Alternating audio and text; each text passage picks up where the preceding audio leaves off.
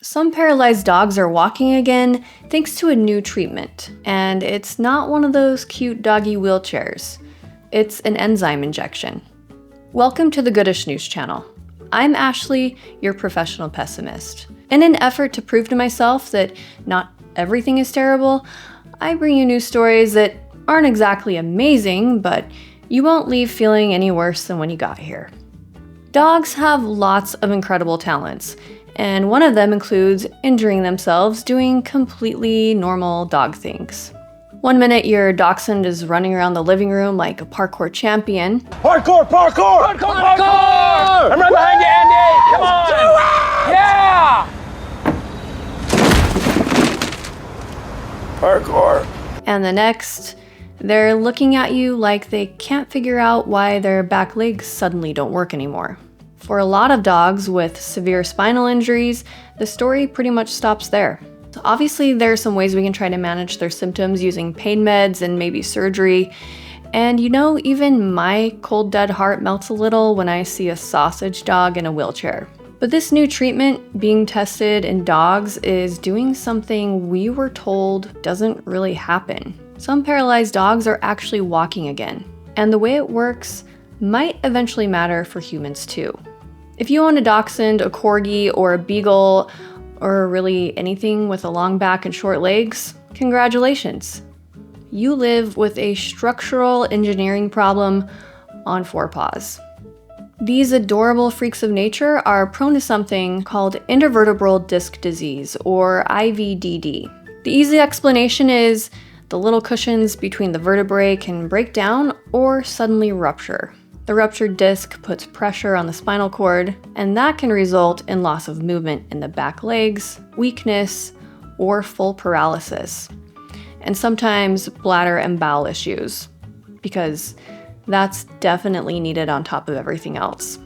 Vets see this happen all the time from simple things like jumping off a couch or, let's be honest, just existing as a noodly dog. If it's caught early, surgeons can go in and remove the disc material, pushing on the spinal cord. A lot of dogs handle it reasonably well.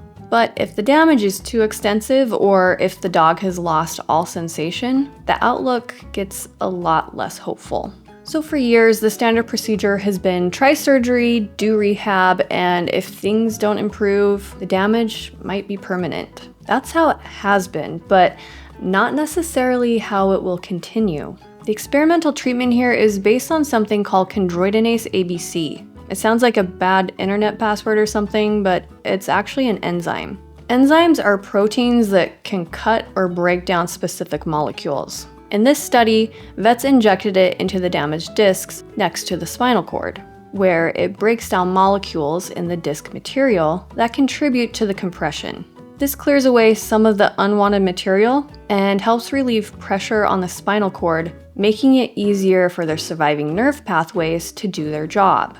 The hope is that this will restore enough nerve signal for basic improvements to return. And just to reiterate, this was done to pet dogs, not lab rats with simulated injuries. These were actual patients whose owners had already been told, this is probably as good as it gets. The researchers looked at two main groups: dogs with spinal cord injuries that were unable to walk but still had pain sensation in their hind end, and dogs that were unable to walk and had lost pain sensation in their hind end, which is the much more severe category. In the first group, the numbers were surprisingly not terrible. Roughly 95% of those dogs eventually got back to walking, and most of those were within a couple of weeks. I'm not going to make a pun here about the word roughly, no matter how much you want me to. I have higher standards than that. Anyway, along with their regained ability to walk, their coordination also improved, as did bladder control. Thankfully. For a field where permanent damage is the usual phrase, 95% ain't bad. In the severely affected group, things were more modest, but still interesting. About 40% of the severely affected dogs that were followed throughout the entirety of the study eventually regained their ability to walk. Keep in mind, the dogs in this category were much worse off to begin with. Some dogs with severe spinal cord injuries go on to develop something called progressive myelomalacia, which is basically rapid spinal cord death. The spinal cord quickly degrades, and along with the loss of movement in the hind end, the dog will often lose movement in the front end, and breathing is affected, and eventually euthanasia is recommended. For the dogs in the severe group, progressive myelomalacia was responsible for most of the failed cases. But that's a complication of a very severe spinal cord injury itself. It almost certainly would have happened with or without the enzyme. So a 40% success rate doesn't sound amazing at first glance, but considering the dogs in this group don't really have many options for recovery with any current treatments, a 40% chance of improvement without major surgery, just an injection, could be something to consider. So is this treatment a surefire cure? No, and nothing is. Not every dog improved and not every recovery was dramatic, but it does show that the enzyme can be used safely in real-world pets. The fact that 95% of the dogs that still had some sensation in their hind end made major progress is nothing to sneeze at. And even in the cases of dogs that have lost all sensation, the story isn't always over. If this treatment is combined with surgery or other techniques, the outcome might be even better.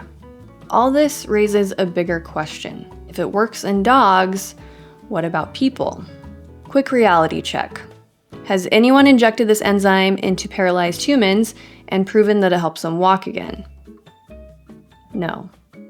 As of right now, every single success story involves animals. First it was lab animals, and now real pet dogs. For the human side, what we have is review papers politely saying, "This looks promising, we should test it," and proposals for future clinical trials. What we don't have is researchers saying, "Here's a group of human patients who received this treatment and clearly improved." That might sound like a letdown, but this is what a careful study pipeline looks like. Step 1, does it work in small animals? Step 2, does it still work in bigger animals with real-world injuries, like dogs? And step 3, only then do you start talking about trying it on people. But dogs are a very useful comparison because they get spontaneous spinal injuries just like us. Their spinal cords are similar enough to ours to be relevant, and they live their lives with stairs and sofas and sometimes bad decisions, and the consequences that come with them. So if a treatment works in that situation and helps some dogs regain movement, it doesn't prove it will work in people, but it does say that it's scientifically sensible enough that human trials aren't a fantasy. But until then, human spinal cord research is already attacking the problem from a bunch of angles. Electrical stimulation devices can help the spinal cord remember how to walk, stem cell treatments to help replace or repair damaged cells, and rehab programs that try to get the nervous system to rewire itself. Just to put it out there, nobody serious is promising a universal cure for paralysis. But 20 years ago, the belief was that spinal cord damage is forever, and don't get your hopes up. But now we have real dogs with real injuries, but also real results who would like to have a word. You know, if they could talk. It's not for humans yet, but it is promising. And if you're a dog owner, especially of the long-backed, short-legged variety, spinal injuries are still very serious, but the future treatment is looking less bleak than it used to.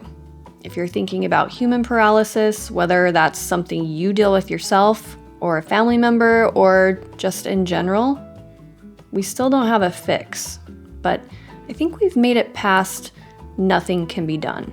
If you're looking for more good news in your life, be sure to check out this video right here, and if you enjoyed this video, please give it a like and consider subscribing so we can ignore all the bad news together.